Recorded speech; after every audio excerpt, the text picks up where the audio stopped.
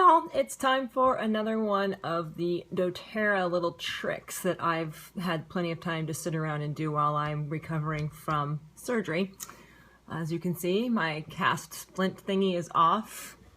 Got a little band-aid, it's healing up the scar nicely. And so today, you and I are gonna make this little keychain from the doTERRA 5 milliliter bottle. I chose a bottle of Balance. It's one of my favorites. And the items I'm using are going to be, I'm going to use a little eye hook. It's a screw eye. And that is one of these little jobbies right here from the hardware store. And you can see there they are. And that's the size I'm using, 17 32.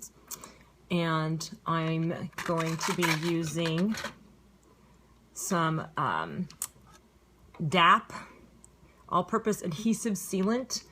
And this is also a, noticing it's food safe. It says aquarium safe on here. And it's also on here, it does say it is, wow, it's backwards. Can't read that backwards, but it is food safe once it dries. And what I will, oh, there it is, right on the numbered one, safe for food contact. So we're going to assume that our doTERRA oils are our food that we want to have safe contact with. So right here on the top of this lid, you'll see there's a little hole. I'm going to use that as my guide for where I'm going to put a pilot hole using Mr. Drill. And Mr. Drill today is sporting a lovely brand new Craftsman 1/16 titanium drill bit right there. Dun, dun, dun, dun, dun. Look at that little tiny guy. So we will start by making sure we have charge. Good. And I'm going to take the top off of the lid. And I noticed when I checked to make sure that the little hole that I mentioned earlier, the little plastic, I'm going to drill my drill bit through that. So I have a little board here to help for support with this thing. Turn the, oops, hello camera. Put this right there. And let's see if we can't get, and I'm going to use a really slow speed and my glasses. Hot dog. All right. All right, so this is not as indented as I like. So I did figure that out and thought, all right, let me put the light back on. So, hi, got my glasses on now. So I have a little awl, and I'm going to take that, and I'm going to use that to get my little initial start, because there's a little tiny raised portion inside of that indent on the top of the cap. So try to go in there. There we go. So that might help the drill bit sit down on that a little bit more securely.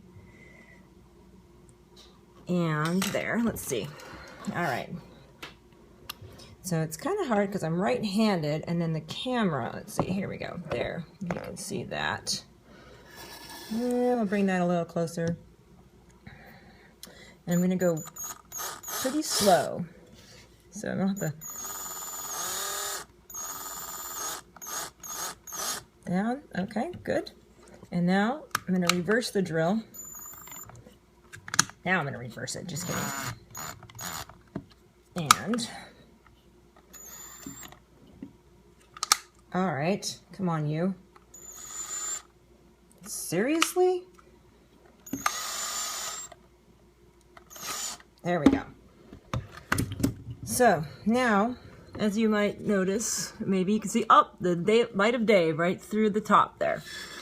So what I'm going to do now is I'm going to insert the little screw eye guy right here, this little number. Here he is. See, I'm going to put him inside that little hole. However, first of all, since I want to make a good seal, I'm going to first clean off that, and that's where you just take your shirt. Didn't grab a paper towel, poor planning.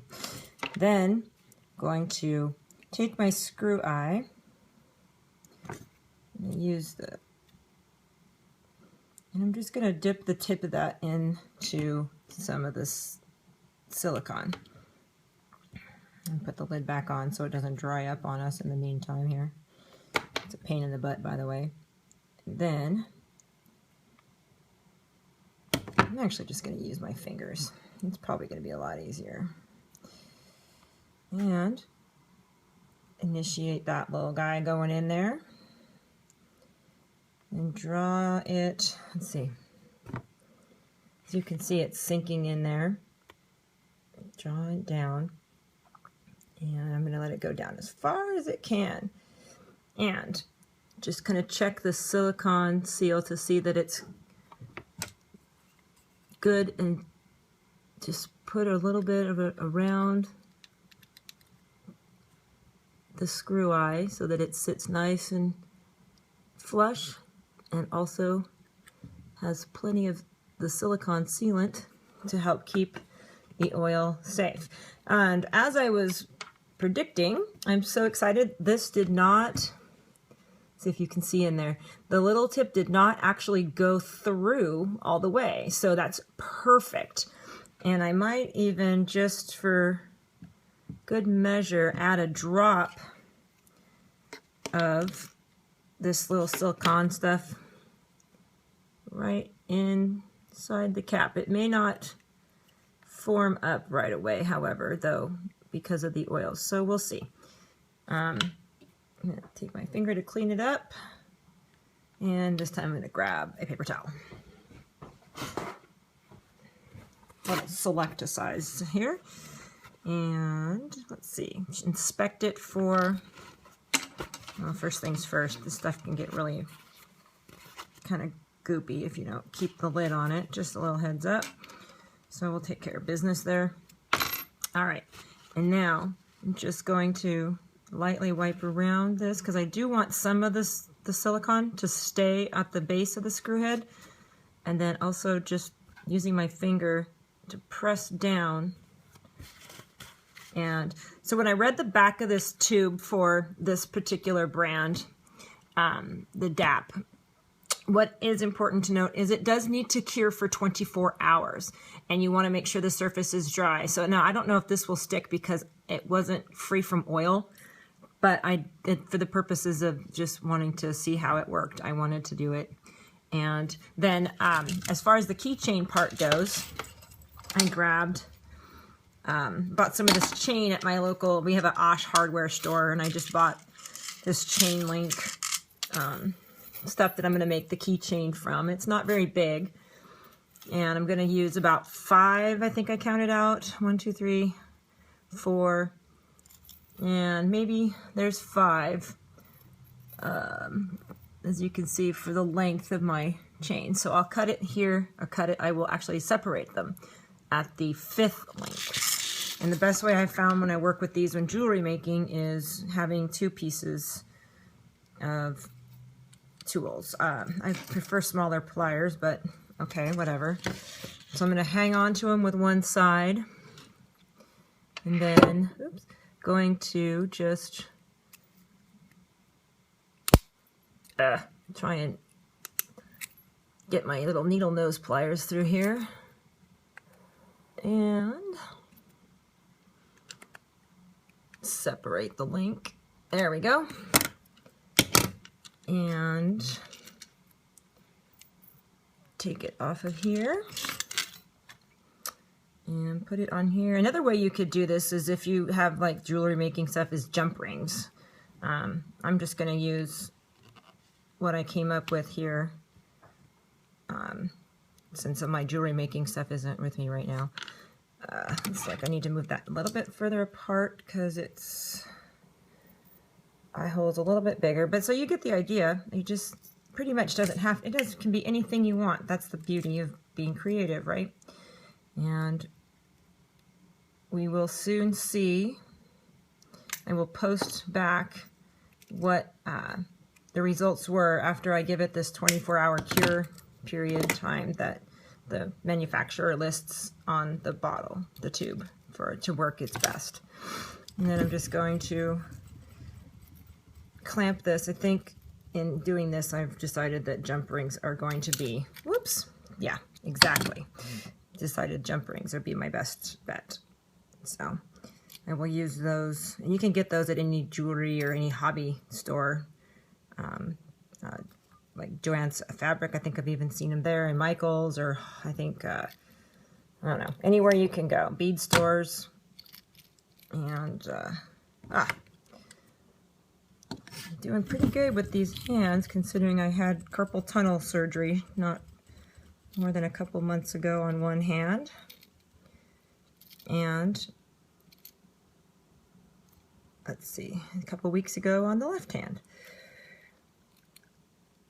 There we go. All right. Ta-da! Don't tell me I just clamped that together in a loop. Oh well. Anywho, that is the gist of it right there. And you'll be able to put it on anything you want. Ta-dum! There we go. Keychain made. Just got to put it on your keychain now. A little bit of jump ring. All right. Show me yours. I've showed you mine. Get to work. And you only have a few more shopping days till Thanksgiving, and then we've got plenty of time to create more stuff. So stay tuned. All right. Have a good one. Thanks for watching all 12 minutes of this.